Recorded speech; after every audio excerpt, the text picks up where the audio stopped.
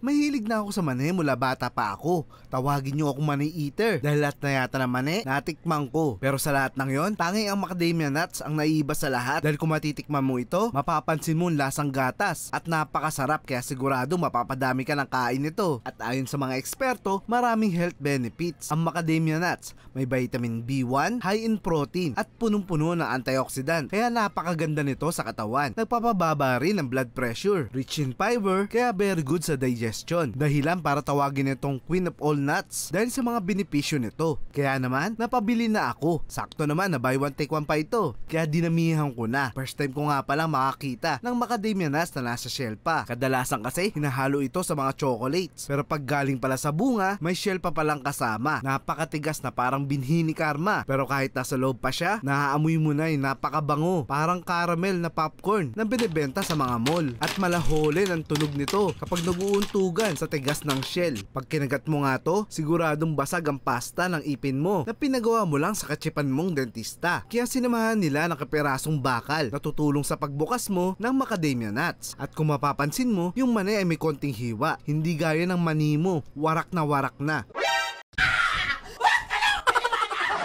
Ang tanging mo lang gagawin ay ipasok dito sa hiwa ang matulis na part ng bakal. Then ititwist mo. Ganun lang kasimple. Matitikman mo na ang lasang gatas nito. Di gaya ng mani mo. Lasang bulok yun. Napakasarap, grabe. Kaya walang duda na paborito ni Zenki ang pagkain ito. Sobrang lambot at linamnam ng laman nito.